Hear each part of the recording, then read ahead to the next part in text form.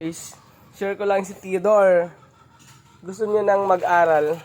Kasi si Nikki at saka si Inting pumasok ng paaralan. Kaya gusto rin niyang sumama. Tara! Come! Dali.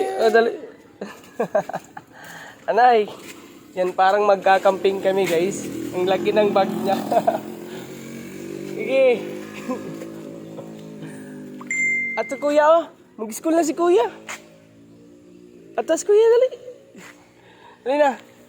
Na.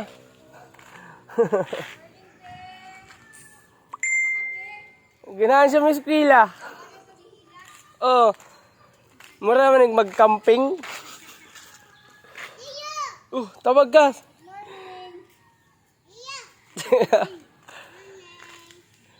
Gisapot. Mong uli na ganag takluban. Uy. School ka?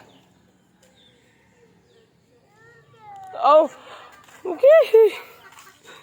Dali na. School na si Theodore. Bagong gising, guys. Kasi naabutan niya sila Nikki at Inting na papasok sa eskwelahan o paaralan. Gusto rin niyang pumasok ng paaralan.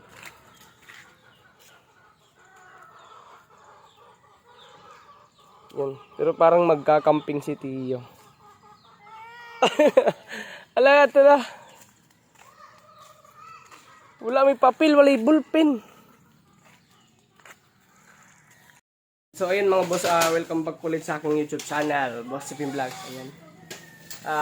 Busy po tayo ngayong araw. Ayan. Si Inteng katatapos lang magwalis. Saka si Nikki naman naglilinis ng paligid.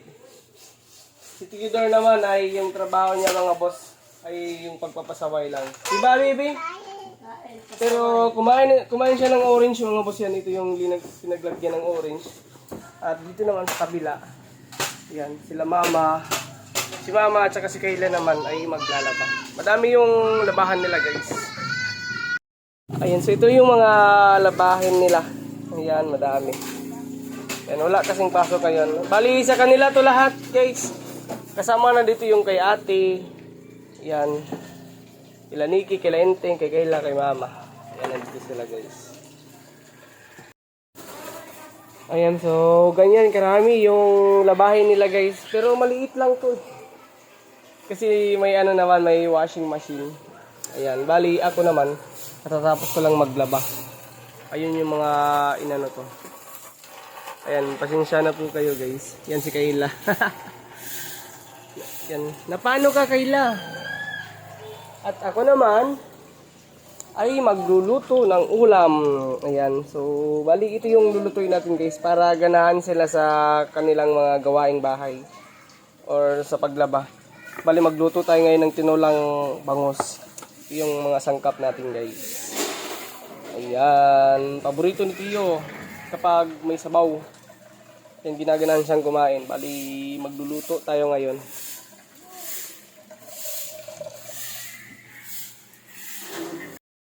Ayan, guys, busy po talaga kami ngayon. Yan, sila Nikki at Inteng yung in charge dito sa bahay. Si Tio naman doon sa kwarto, guys. Ayan si Tio. In charge nga sa kwarto. Yan, pagkatapos kong magluto ng ulam, guys, mag-ano muna kami. Mag-breakfast. Ayan. Di pa tayo nakapagluto kasi naubusan tayo ng butane.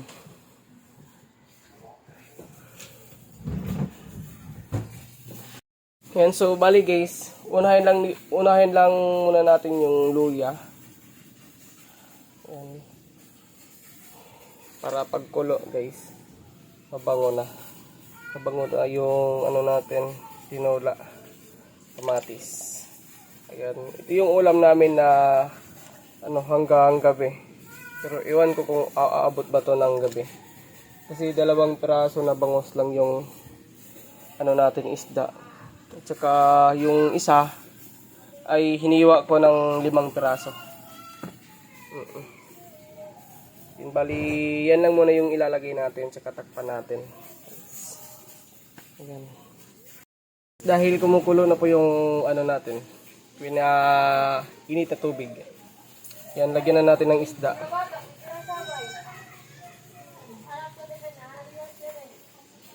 Para makakain na yung ano natin, mga labandera at saka pasaway na bata. Oo. Pasaway na bata rito. Yan, pasaway kasi si Theodore. Nagpapasaway siya sa mga tita niya.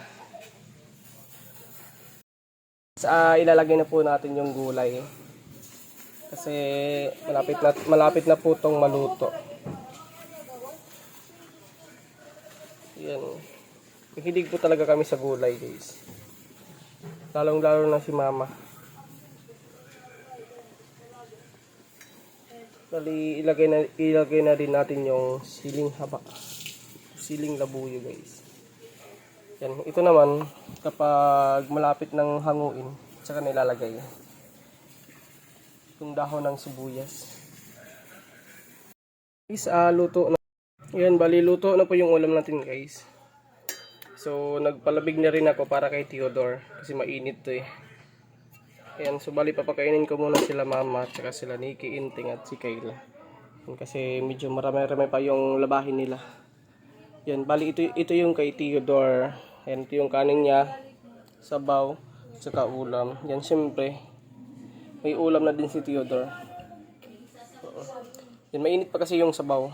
Bali, himayin ko lang muna yung isda habang nagpalamig tayo ng sabaw para kay Theodore.